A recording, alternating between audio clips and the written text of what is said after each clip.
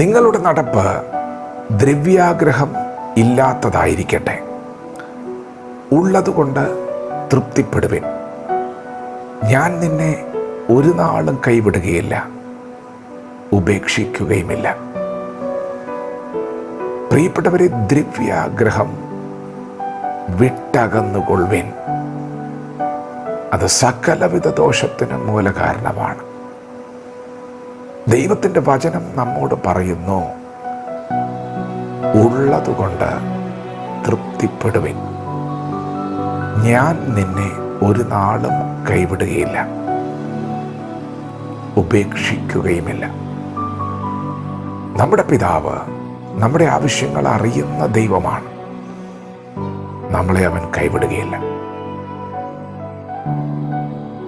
നാം ഇപ്പോൾ ജീവിക്കുന്ന ഈ കാലഘട്ടം ഇത് ക്ഷാമകാലമാണ്.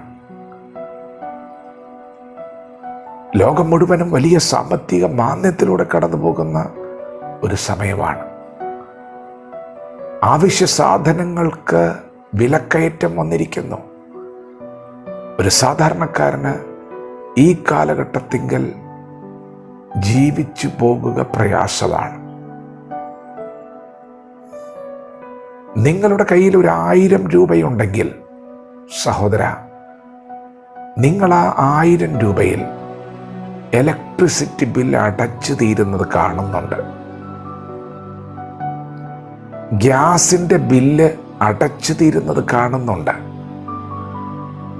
സഹോദരിമാർക്കും 1000-ൽ പലതും കാണാനുണ്ട്.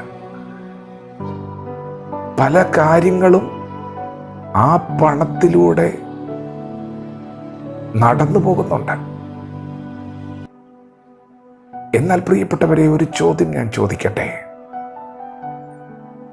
നിങ്ങളുടെ കയ്യിൽ ഒന്നുമില്ലെങ്കിൽ, നിങ്ങൾ 0 ആണെങ്കിൽ, എന്താണ് നിങ്ങൾക്ക് ആ 0-യിൽ കാണാൻ പറ്റുന്നത്? നിങ്ങളുടെ കയ്യിൽ 0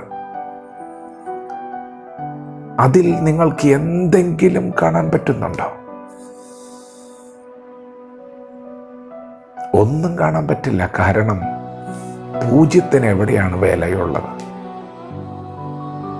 എന്നാൽ ഇന്ന് പകൽ നീ ഒരു ദൈവ പൈതലാണെങ്കിൽ, നീ 0-യിൽ ദൈവത്തിൻ്റെ വചനം കാണും. എന്താണ് വചനം? ഞാൻ നിന്നെ ഒരു നാളും കൈവിടുകയില്ല, ഉപേക്ഷിക്കുകയുമില്ല. ദൈവമാണ് നിന്നെ പോറ്റുന്നത്. ദൈവമാണ് നിന്നെ പുലർത്തുന്നത്. നിന്റെ കയ്യിൽ പണമുള്ളപ്പോൾ തന്നെ ആ പണത്തിൽ നീ വൻകാര്യങ്ങൾ പ്ലാൻ ചെയ്യുന്നതിന് മുൻപ് നീ ദൈവത്തെ കാണണം. നിന്റെ കയ്യിൽ 0 നീ വചനം കാണണം. അതേ പ്രിയപ്പെട്ടവരെ, എന്താണ് വചനം? ഞാൻ നിന്നെ ഒരു നാളും കൈവിടുകയില്ല, ഉപേക്ഷിക്കുകയുമില്ല. ഏലിയാവിനോട് ദൈവം പറഞ്ഞു, മഴ പെയ്യില്ലെന്ന് രാജാവിനോട് പറഞ്ഞേക്കാൻ. ഏലിയാവ് കൊട്ടാരത്തിൽ വന്ന ദൂത് കൈമാറി.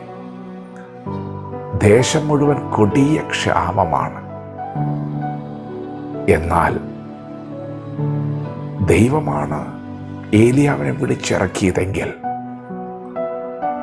ദൈവത്തിൻ്റെ കരുതൽ തക്ക സമയത്ത് ഭക്തന് വേണ്ടി വെളിപ്പെട്ടിരിക്കും. ദൈവത്തിൻ്റെ വചനം ശ്രദ്ധിക്കുന്ന ദൈവമൈതലേ, നീ എന്തിനാണെന്ന് പകൽ ഭാരപ്പെടുന്നത്? നിന്നെ വിളിച്ചത് ദൈവമല്ലേ? നിനക്ക് വേണ്ടി കരുതുന്നത് ദൈവമല്ലേ? നടന്ന സംഭവമാണെന്നേ. കാക്ക ഏലിയാവിന് ആഹാരം കൊടുത്തത് നടന്ന സംഭവമാണ്. പത്രോസിന് കൊടുത്തു തീർക്കേണ്ട കരം മീനിന്റെ വായിൽ നന്മ ഒളിപ്പിച്ചു വെച്ചിട്ട് പത്രോസിനോട് ദൈവം പറഞ്ഞു, നീ പോയി ചൂണ്ടയിട്. പ്രിയപ്പെട്ടവരെ, ആരെയാണ് നാം സേവിക്കുന്നത്? നാം ഇന്ന് പകൽ കാണേണ്ടത് ദൈവത്തെയാണ്. നമുക്കൊരിക്കലും ദ്രവ്യാഗ്രഹം പാടില്ല. ഉള്ളതുകൊണ്ട് തൃപ്തിപ്പെടുമ്പോൾ തന്നെ ഒരിക്കലും കൈവിടില്ലെന്ന് അരുളി ചെയ്തവനെ, ഉപേക്ഷിക്കില്ലെന്ന് അരുളി ചെയ്തവനെ നാം മുറുകെ പിടിക്കണം. അങ്ങനെ നാം വിശ്വസിക്കാൻ തയ്യാറായാൽ എത്ര വലിയ ക്ഷാമം വന്നാലും, എത്ര വലിയ സാമ്പത്തിക മാന്ദ്യം വന്നാലും ദൈവ പൈതലിന് വേണ്ടി ദൈവത്തിൻ്റെ കരുതൽ വെളിപ്പെടും. നീ ഉറച്ചു നിൽക്കും. പൂജ്യത്തിലും നീ വചനം കാണും. അതുകൊണ്ട് ഇന്ന് പകൽ വചനം ഏറ്റെടുക്കാം. നിന്റെ ഏതവസ്ഥയിലും നിന്നെ നടത്തുവാൻ യേശു മതിയായവനാണ്. അവൻ നിന്നെ ഒരു നാളും കൈവിടില്ല, ഉപേക്ഷിക്കില്ല.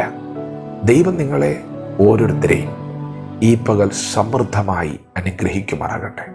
ആമേൻ.